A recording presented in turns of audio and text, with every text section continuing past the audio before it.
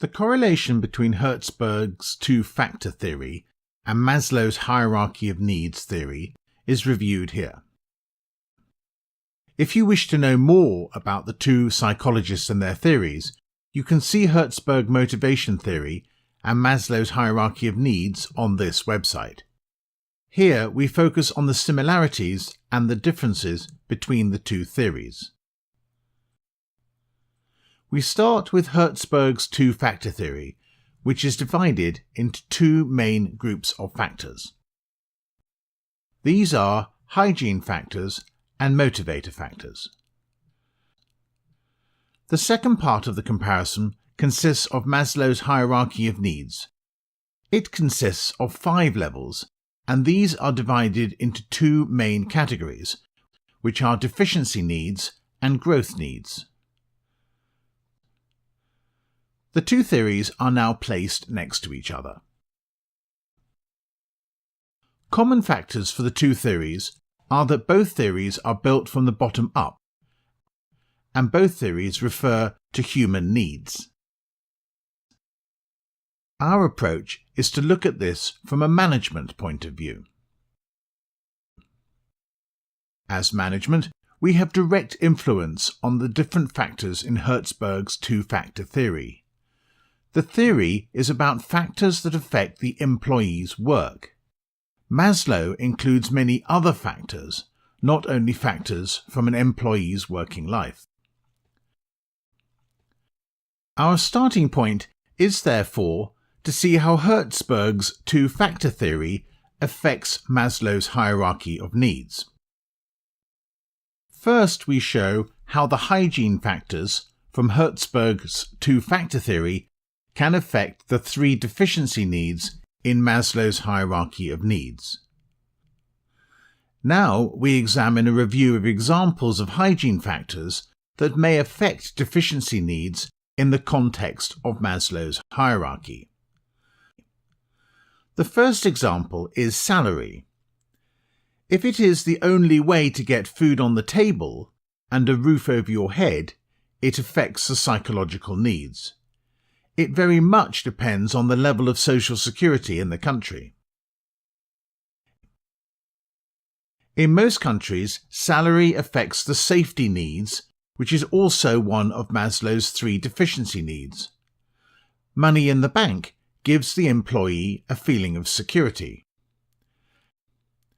However, job security, which is a hygiene factor, affects the safety needs in Maslow's hierarchy directly.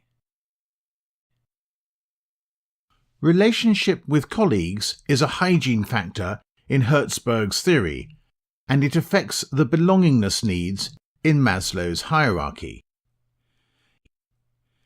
It could, of course, also fulfill a security need. The employee feels secure in the group. Now we move on to consider the next level in both theories.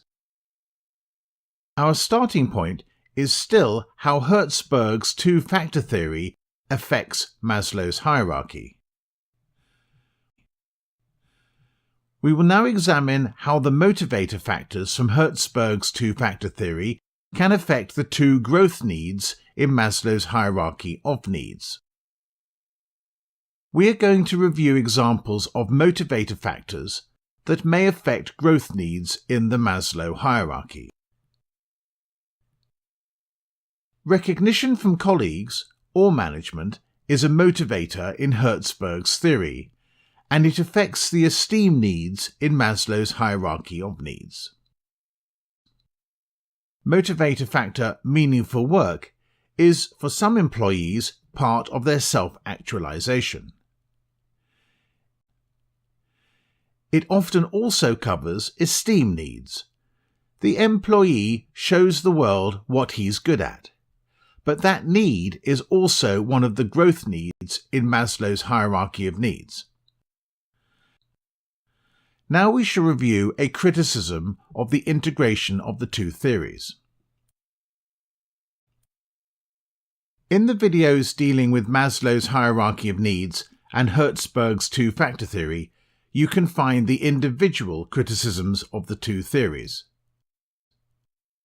Herzberg only looks at the employee in a work context, while Maslow's hierarchy of needs deals with the individual 24/7. Herzberg is actually a subset of Maslow's hierarchy of needs. We can, as a company, believe that we are fulfilling all the hygiene factors of an employee.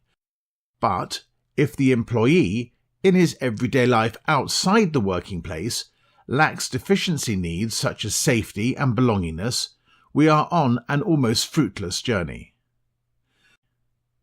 The employee will try to get all of his deficiency needs in Maslow covered in the workplace. We will never fulfill all these needs, and we will therefore never be able to go to the next level and reach motivator factors.